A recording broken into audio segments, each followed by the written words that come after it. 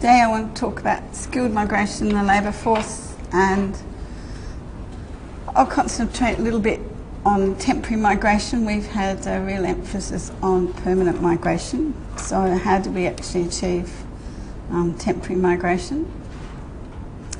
And I'll talk a bit about the 457 visa subclass and some of the abuse and some of the problems, and the fact that they are temporary, yes, they're not as secure, so there's problems with them. Remember Australia's migration program we've been concentrating on. Migration program basically is settler arrivals, permanent migrants to Australia. The only other way to obtain permanent residence is to be accepted as humanitarian grounds, or to convert a temporary visa to a permanent one if you can meet criteria. Okay, so there's that path there, but the migration program per se is about permanent settlement migration. I've just got a quote from what Migration Act 1958 says. The migration program is based on non-discriminatory principles relating to nationality, gender and religion. People can apply to migrate regardless of their ethnic origin, gender or religion, provided they meet the criteria set out in the Migration Act. So I guess that's the trap, isn't it? Yes, we don't discriminate on gender or nationality or religion as long as you can meet the criteria at a point of time. I'll also show you today just how we have applicants, we have places or outcomes, and we generally have queues, people wanting to come in that aren't accepted on some of those queues. Visa structure, people can apply, as we've talked about before, offshore or onshore. A lot of our onshore applicants are these people swapping from student visas or temporary visas onto permanent visas, and they can have employers that actually nominate them onshore. Okay, they're in Australia, means they can actually get a visa from a temporary visa, from a student visa as well. Economic role of migration for Australia. There is increasing tightness of the labour market. That means increasing, like say, selectivity of the skills they want to bring in. It's meant to fill skills gaps. These gaps have got to be identified. It's usually a process of consultation. However, these gaps, if you like, can change, meaning the need for certain or demand for certain labour and skills can change over time, from one year to the next. So if you think you're in line and you're on a queue for this year, but next year the skill criteria change, well, you might not get in again, or you'll go further down the list because you won't have enough points if you're independent, coming independently. Generally, moderate impact on age structure, but clearly migrants are working age populations, and clearly networking factors are important. Changes to skilled migration in 2010, and these were important changes that were brought about by Labor government. Basically in power at the time, could see there was getting, criticisms about 457s and about jobs going to certain sections, and therefore unions, and they had pressure of unions and others putting pressure on them basically to change some of the demand. Well, the demands were changing, and they needed to change some of the rules. So the growing proportion of the skilled migration program has been increasingly taken up by migrants sponsored by employers, and increasingly higher thresholds for those unsponsored and independent. So in other words, it actually gave employers much more choice, but it really restricted the choice of those trying to come independently. There was a revised migration occupation list that was in demand, There was a review of the points assessment criteria, so the umpire changed some of the points available and allocated, and the skill shortages to specific regions were addressed in some of these changes as well. So in other words, trying to get job vacancies and skilled workers out into rural areas where it was increasingly difficult to get workers. So those changes to the skilled migration program, Skill Select is what you have to remember, was one of the most important changes, and it's an online skilled migration selection register. Okay, so it's online. It was introduced July 2012, and it was a major change to how we manage those skilled migration program. Specifically, the website says it was designed to give the Australian government greater control over the composition and quality of skilled migration. Okay, so the government is trying to control skilled migration even more and make sure it's got the skills that it wants. All intending migrants interested in the independent skilled, the family-sponsored skilled, the state territory-sponsored skilled, or any business innovation and investment programs were required to submit an online expression of interest. Okay, had expressed their interest in coming here, and then they received an invitation to lodge a visa application. So instead of directly lodging a visa application, they actually have to put in an expression of interest that goes through a process online, saying, do we need this person, or do we tell them at this point in time that no, we don't want them, and then they'll be invited to put in an application at that stage. So that was a major change. Before, you used to apply for a visa. Now it goes through this filter system, if you like. This is from their website. It says, this allows Australia to invite the best and brightest intending migrants by facilitating the ranking and the selection of migrants based on factors such as qualifications, work experience and language abilities. So very, very specifically, this control is over who is expressing interest, and the diagram will show you that we then have the intending migrant getting this, putting in this expression of interest. We have Australian employers putting into this barrel what sort of labour they want, or who are they looking for in terms of skill demand. We also have state and territory governments putting their bit in terms of what do we want, nurses, policemen, engineers, doctors or whatever.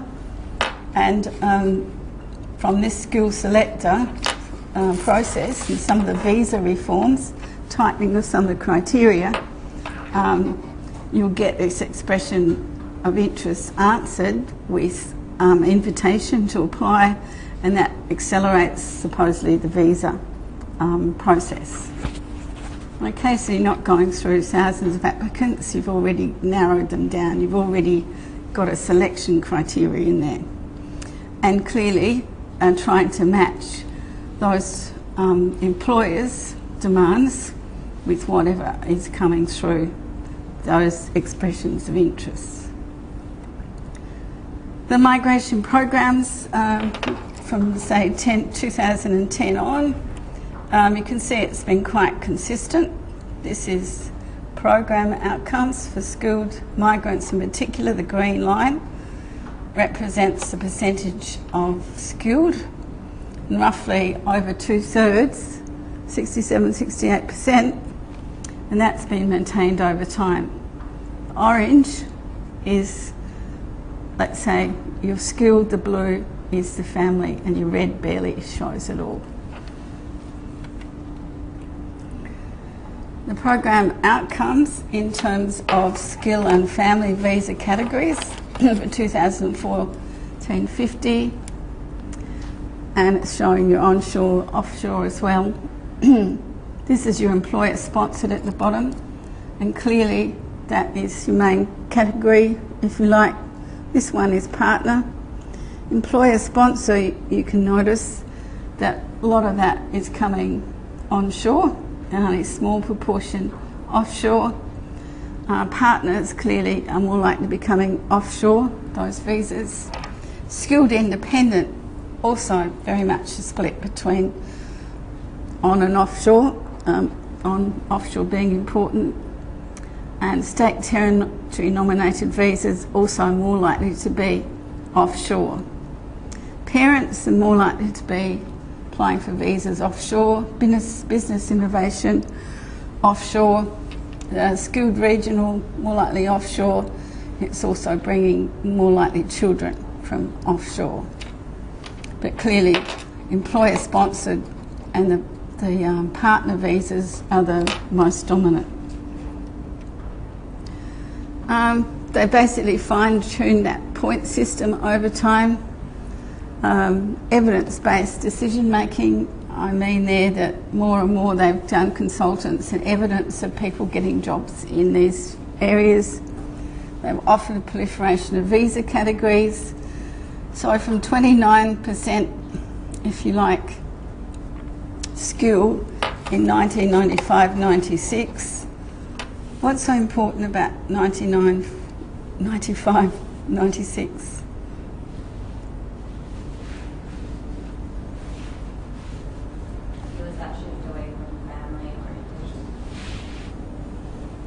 Yeah, it's like really a watershed period where we moved to legislation allowed us to move to a lot more temporary skilled visas and other types of visas, much more so than prior to that period.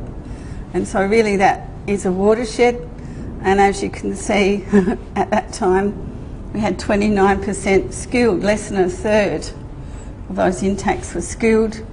And basically from 2003-4 on, there's been this increasing emphasis on skill. So it's moved to being 2/3 over that whole period. And as I said, that select skills system, online system that came in, has even made it more apparent that clearly it's quite constant and stable at that 67%, or over 2/3. Australian points assessment test. As I said, if you want to come independently, not be sponsored, you have to apply, and you have to meet obviously a points assessment test, and you're judged. And this is generally a long process. I mean, it's a longer process than our online select now, for example, and it's definitely longer than trying to obtain a temporary visa. There's a skills occupation list, it's called SOL, you'll see my diagrams later. Skills occupation list, if you can meet one of those criteria of a job on that list, depending what it is, you could get 40, 50, 60 points. So you could be halfway there just by having the job that's in demand at that point. Recent working experience, or 5 to 10 points. Age less than 45 to 50, you'll get a ranging, if you're younger, up to about 40, 15 to 30 points. English language proficiency, 15 to 20 points. Occupation in demand, and you've got a job offer for that occupation, that's 15 to 20 points. An Australian qualification. So here, this is your students applying for independent visas. They're going to get bonus points of getting a degree in environmental science, or a doctor or a dentist, or whatever you are. Again, a bit dependent still on that skilled occupation list, but you're going to get, let's say, a bonus point because you've got you've been a student in Australia and actually have a qualification, Australian qualification.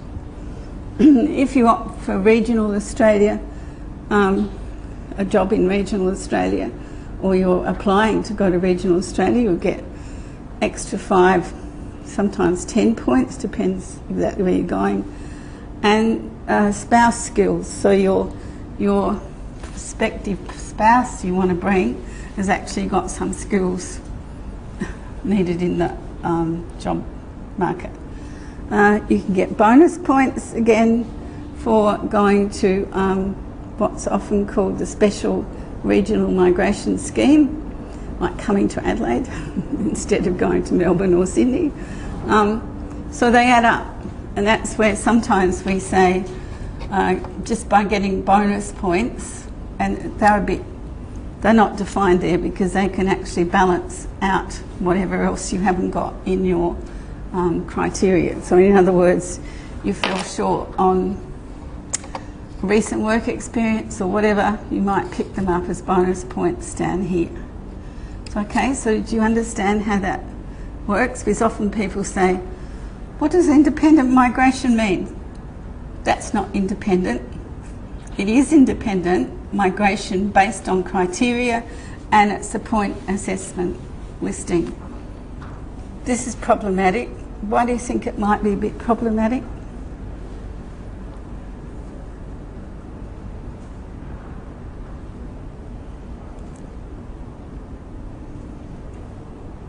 Well, your umpire or your judge can very easily change some of those balances of points, and that might be forced on Department of Immigration because maybe they're tight in the labour market or whatever.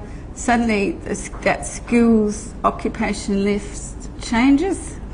So sometimes they go down as where you think you've got appropriate skills there on a listing.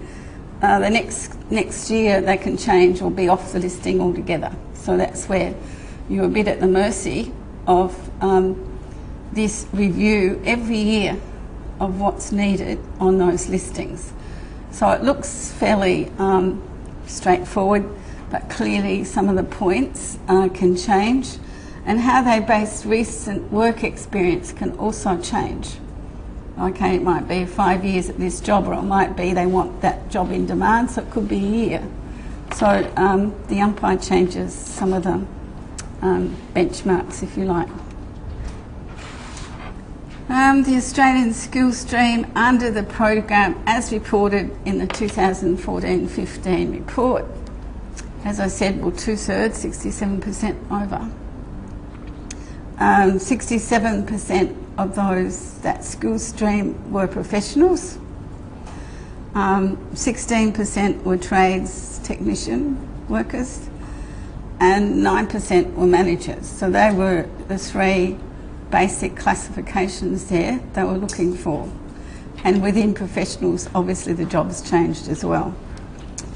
The employer-sponsored category had an outcome of 48,250 places, comprised of 37% or 35 places granted under the, or 2/3, three-quarters granted under the employer nominated scheme, and another 25% under that regional sponsored migration scheme. So very much the jobs have to be there and the employers are nominating you, and the regional scheme also means clearly you're going to particular regions. The general skilled migration had an outcome of 72,840 places, comprised of 57% of the skilled stream outcomes in 2014. 82% or 29 places of primary applicants, that's your main applicant, had an occupation on that skills occupation list. Okay, so that's high. That we're taking them in particular skills occupations. Business innovations always much smaller. The state-specific regional migration scheme had an outcome of 42,000 places, or 33% of the total skills strength. They're often seen as second class almost, because you can actually get through those schemes on having bonus points for going to regions, etc. They might not have an Australian qualification, or they might not have some higher level or cut-off of skill either. The family stream counted for 32%, or third. Within that family stream, 78% were comprised of partners, That includes spouses, fiancés or partners of Australian citizens or permanent residents, and eligible New Zealand citizens as well within that scheme to bring partners as immediate family. Child category is only 4,000 odd places. Other family category 450, so that could be sisters or uncles or whatever. The non-contributory parent, meaning they're not actually, and contributory parent categories are 15 places and 7,175 places.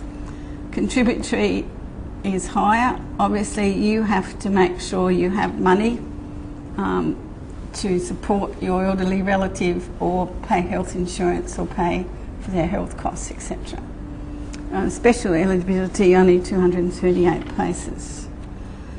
So that partner outcome is important. We're still, let's say, favouring on the permanent scheme the family unit. We are offering these family places, and you can see 2004 to 14-15, obviously 33,000 partner outcomes, and it's gone up to 47, and it's stayed around 46, 47 for the last 3 years or so. So that's still quite high in ensuring for the permanent settler schemes that we're actually bringing in spouses or partners or married couples. But what's really important is the increasing role of employers, and I must stress in both the temporary and permanent migration. Now, temporary migration, you basically have to have an employer if you've got a 457. You can't come on unless you're a student visa or working holiday maker. The sponsorship of those temporary workers, and even in your employer nominated schemes, is the labour can't be sourced locally. You should have a commitment to training if they do need training in the skills that suit your employment, and you must pay market rates of pay, so you cannot underpay them, making them quite an attractive part of your profits or labour force. And labour agreements are important. Again, there has to be labour agreements. So mining industry bringing in a lot of workers or whatever, there has to be particular labour agreements that the unions agree with, in terms of it's not something that's undermining the local labour force and causing unemployment. So the employer-sponsored outcome over that decade, as you can see, it has risen from 12,000 up to, say, 46 odd, whatever it was, 47,000 by 2014-15. Okay, so, and it's mainly onshore and very much less for offshore. Okay, so that's the employment, really basic shift. It's not a shift to just skilled workers, but it's a shift that employers are sponsoring those outcomes for those workers. This is the total state-specific regional migration scheme. As you can see, it was 42,000. Some 30, well, third of the skilled stream. You can see there's been a steady increase in that as well, and percentage of skilled stream has been declining a little bit. The blue again is the non-special state-specific screen. The skill for the SRM is down here, so it varies a bit, but clearly it's making up quite a high proportion. This is where a state of attended residence in the skills stream over time, over that 10-year period, if you like. Victoria saw a bit of a drop-off. Western Australia saw a bit of an increase, but generally, where are they going? New South Wales, Victoria, Western Australia. South Australia is holding its own, and also Queensland. And we'll talk a bit about that later. There's your SOL, is your skilled occupational list and non-list. Your non-list is blue, orange is the skill. This is your skilled independent, so that means you've got to get past that independent points assessment, so you're really very much in those SOL list occupations. Employer nominated, not so much. Okay, so they've got jobs for a wider group than your independent scheme, and your state territory nominated also a little bit more scope for non-skilled list as well. The innovation is all skilled list. Skill streams, what are they? Okay, so this is from 2010-11 up to 2014-15. This is basically since 2012 when those skill select came in. Purple is here the first year. Red is, let's say, the last year. If you look at the purple and the red, we should look at the green as well. So these are accountants. Where they were highly in demand 2010-11, that skill demand has dropped here by 2014-15. Software engineers, well, they've gone up in terms of numbers, and that means obviously demand being filled as well. Cooks, 2012-13, many more cooks. That's dropped down quite considerably. That's been a tightening of the English requirement actually. There was much more stringent, because what we were importing in cooks were Indians and Thai cooks and Nepalese and Turkish and whatever, look down Rundle Street. And a lot of them didn't have good English. They were getting in on the occupation list, so therefore they tightened that. So you can see some drop there that's actually occurred. Registered nurses, well, they've stayed pretty much the same. And information technology, business analysis, well, they're quite large. So they were your top 5 occupations that those skill streams were obviously favouring to come in over that time. This is just the migration program. It's in, I'm not going to go through that right now because I don't have time, but clearly what we're looking at here is the actual numbers. This is total family, 20,000 onshore, double that for offshore. Total is up to 61,000. Employer sponsored, obviously 41 onshore. Offshore is much lower, overall 48. General skilled migration total, however, was up to 72,000.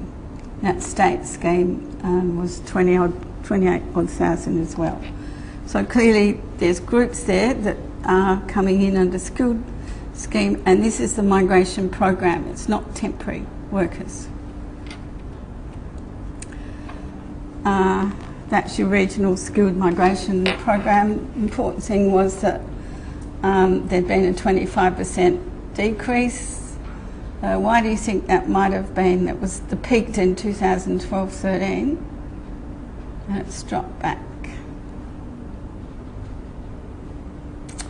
Because mining industries in regions have dropped back a bit, so you're finding there's a bit of a lesser demand for regional workers generally. If you go to some places up north in the mining districts at the moment, they've got relatively high unemployment, which they did not have in those periods, so they won't be favouring regional schemes. That's your employer nominator scheme, which I'm showing you is actually becoming more important. This is my paradigm shift that I was talking about, 96 legislation. It's basically been increase in non-permanent migration, called temporary or non-permanent. And there's been a corresponding increase in onshore migration. And a lot of that onshore migration component is coming because of the non-permanent migration trying to convert into permanent migration categories. Increased focus on skill, which we've seen in all those categories. That state-specific and regional migration schemes were basically set up to assist settlement in non-metropolitan areas, keep them away from the major concentrations in Sydney and Melbourne, basically. As I said, Adelaide is classified under that scheme as a low growth area, so it actually gets compensation for people coming here. So it's increased settlement outside those main gateways because I told you, you get bonus points. You've also got employers needing you and wanting you and willing to sponsor you as well. You've basically got increasing diversity. You've also got importance of asylum seekers and public attitudes within this whole debate about migration, increasingly so, particularly in the 2000s. And we basically have some new issues, which I'll talk about in a minute. And now migration and development, which we'll start looking at, as well as migration and climate change. But clearly that paradigm shift saw basically migration in Australia shift away from concentration on permanent settlement of the family unit, little chance to get visas for temporary or contract work in that period. That's all changed, whereby we find temporary migration is outstripping permanent now in any given year, but that's a bit of a blur because the temporaries can convert into permanent. But in a given year, you'll find higher temporary migration. Why is some of this occurring? It's more difficult to attract skilled permanent migrants, and that was quite apparent by the mid-90s when the Australian government changed its rules and legislation and gave a multiple number of different visas. Because there's a global context for competition for migrants, particularly skilled migrants in the developed world anyway. We call it a global war for talent, so where's the talent going to go? If we don't have temporary visas, we're going to miss out. There's also a misguided perception of there's a limitless supply of highly qualified people from India and China. They have now increased ability to gain higher paying jobs in Asia, within Asia. We were talking about that movement across Asian countries. They can actually move within Asia and actually get jobs whereby they used to actually have to move into a more developed economy to be able to get the highly paid jobs and better resources. Increasingly, work factors are necessary for migration, but not sufficient. There's another thing in all this, like lifestyle. If you've got the skill and you've got the criteria, you look for where you can get better lifestyles, just not just money, but clearly where it suits you or where you've got social networks. Family reunion is obviously an important factor, and access for parents and relatives, obviously older parents, and relatives is essential. Clearly, if you're making a decision to come here, spend your money, get a job, invest or get a job in the skilled, and your parents are getting older and whatever, or you want contact with them, and if we had sort of policies that wouldn't allow any parents into the country or older people into the country, we'd be missing out on those migrants, or they'd return to home country. So again, that's been a change in policy where we have contributory and non-contributory allowances for parents, and that's another queue that gets capped, meaning there's certain numbers per year that can actually come in under those categories. And policy changes made to guarantee designer migrants, and that's really policies in respect to students coming to study, getting qualifications, Australian qualifications, and actually then being able to apply. And that was after 2000. students were seen to be an attractive source of migrants. They're not only skilled, and they're not only young generally, but they've also got Australian qualifications. If they got into universities in Australia, would have to have relatively high levels of English. So all those criteria come through then as making them attractive. That's why they call them designer migrants, and made it much easier for them to apply onshore for a permanent residence or permanent visa. Up to then, they usually have to go offshore, go home, and apply to come back into the country. But some of those policy changes have actually improved their ability to do it, and other groups onshore.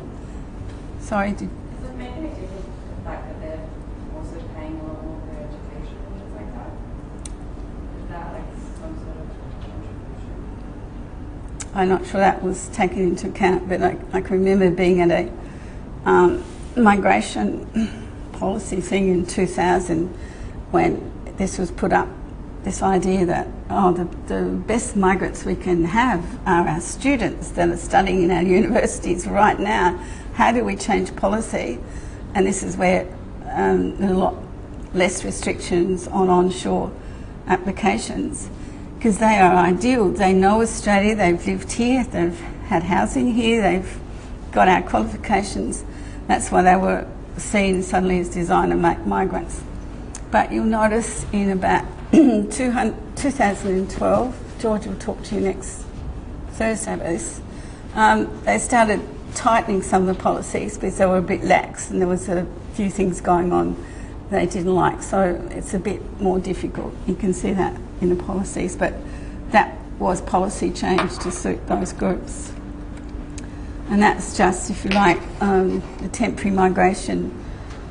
The dotted line here, the first dotted line is your student migrants, student visa migrants.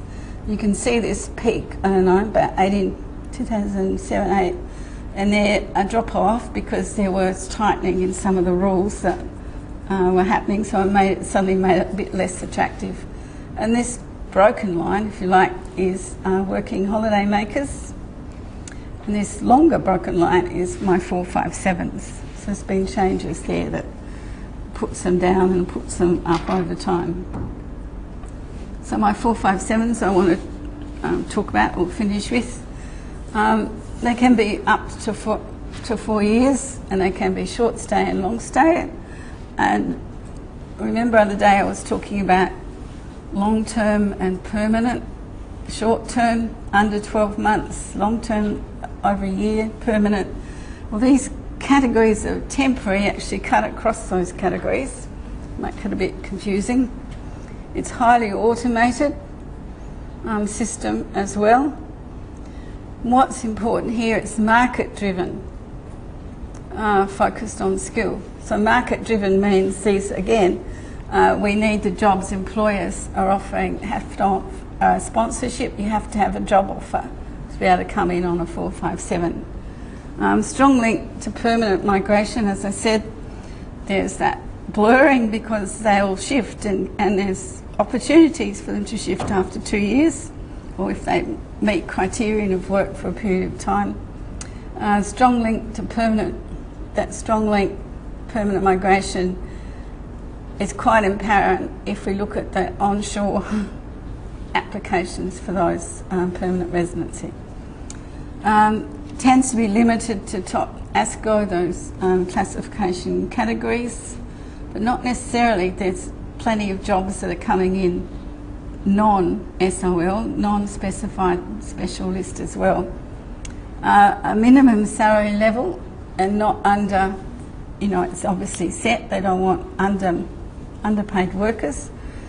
Some modifications for those regional 457s in regional employers. Again, you'll get special benefits or special compensation for getting in, going to regions. Some abuses by employers and agents. There's always abuse in systems. It's how well it's managed or often evaluated. It's generally been successful, filled gaps. It's mainly been in capital cities. Most of the demand's been increasingly in regional areas because that's where the demand actually for those workers has been coming from. This is just a graphic. I can't remember where I took it from. It was online anyway. How it works, and this is some of the abuse things that were becoming quite apparent 2010-12, where some rules got tightened up. A visa, either a student or a 457 visa holder, purchased either in Australia or overseas from 7-Eleven franchises or from migration agents, with links to 7-Eleven franchises that cost between $25,000 and $70,000.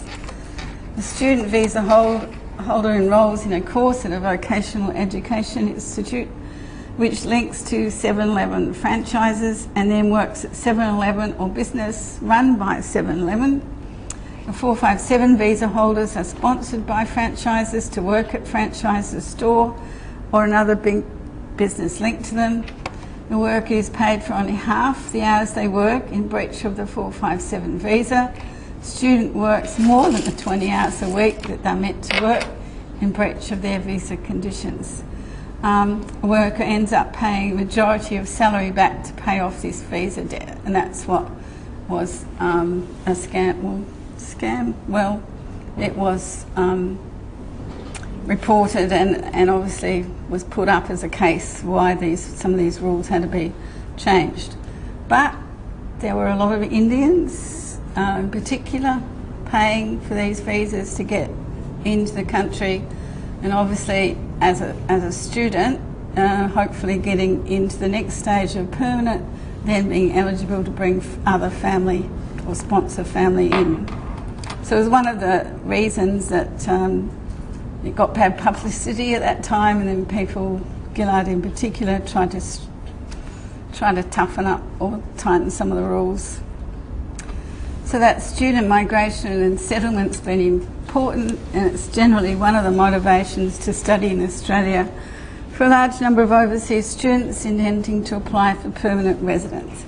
And I currently would have 2 PhD students that have not finished yet. They've already applied for permanent residency and actually got it, which is interesting. Anyway, so yes, and I guess if we asked them why did they choose Australia, was maybe that was their ultimate aim to actually come here. So this is you design a migrant, and then these brain drain implications too that we'll talk a bit about with migration development. Okay, our long-stay subclass 457 visa, 4 years. Responsibility. This is the employer. Apply to be a sponsor to recruit overseas workers. Nominate the occupations you want to fill. And employers you want to fill those in positions or the numbers. Recruit the overseas workers to fill your nominated positions. Act as a sponsor for your employees applying for a visa. Cooperate with the department's monitoring requirements, and that's skill select, but clearly that's for permanent residents. This is a bit more lax. Meet the obligations as part of the program. Employee, this is my person nominating for one, accepts the offer of employment from the employer, applies for a visa, meets all the conditions on their visa.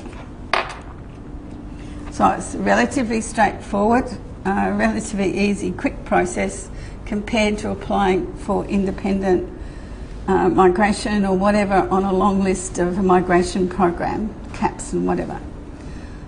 These are some of the frequently asked questions. I have a subclass 457 visa and I have lost my job. What happens now? What are my options? The answer, your subclass 457 visa has been granted to you on the basis of you being sponsored by your former employer. If you have lost your job, your subclass 457 visa may be liable to be cancelled. Okay, so they can lose not just their job but their visa. The holder must not cease to be employed by the employer in relation to which the visa was granted.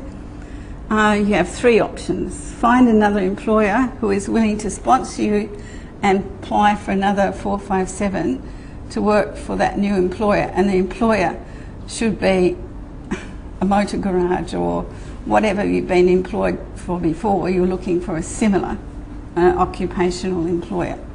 Apply for another substantive visa that you may be eligible for. For example, if you want to study, try to obtain a student visa.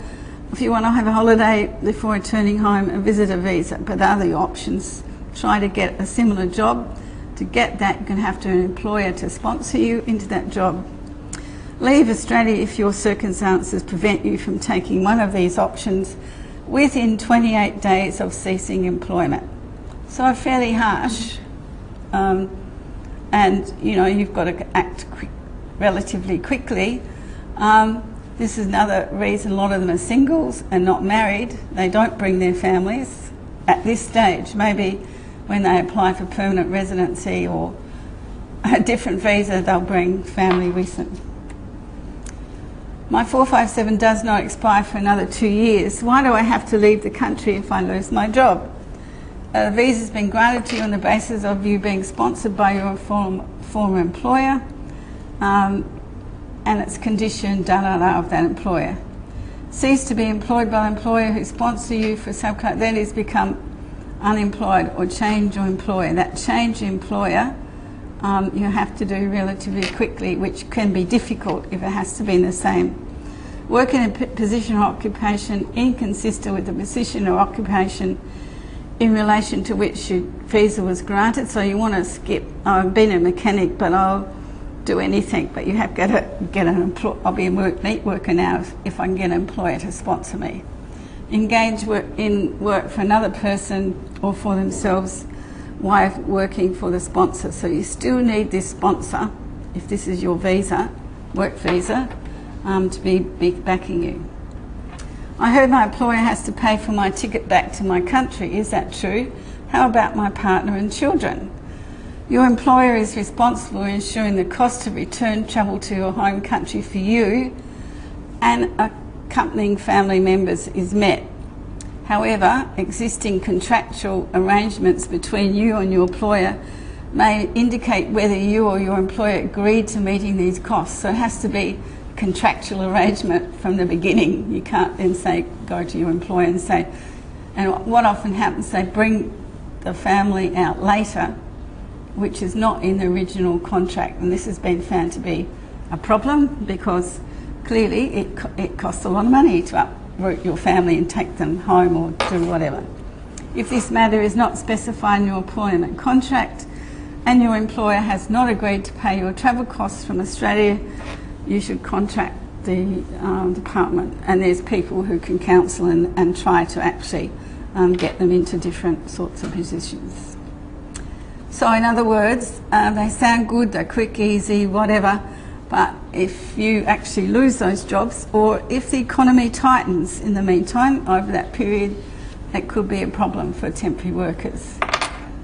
Those working visas don't fit into long-term and short-term categories. They're very much less secure, particularly economic downturn times. Driven by demand, while settlement driven by government targets, like that's the permanent settlement.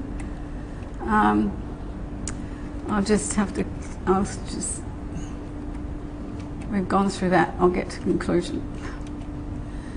So to what extent is temporary migration substituting for reform or training in the education systems? Do we still just go out and get nurses and whatever? To what extent is Australia keeping out Australians being kept out of the labour market? Is a big issue for some people, particularly in times of high unemployment or in regions where there's higher unemployment than others. To what extent is it embedding Australia in the global economy? Does Australia need this in terms of its trade agreements and its flows of capital and labour? To what extent is temporary migration a substitute for permanent migration? What are the labour market effects? What are the housing market effects? what are the regional impacts and what are the socio-economic impacts. So clearly there's quite serious impacts there of a lot of temporary migrants, and let's say we're looking for skills, we're looking for workers to fill gaps, but are we also using those workers, or are we denying, obviously, Australian workers at the same time? So there's a lot of issues and questions around that movement. Okay, on Thursday, George Tan, we're giving a lecture on student migration, and I'll say this to the recording as well. So I'd really like you to attend so that he has a good audience.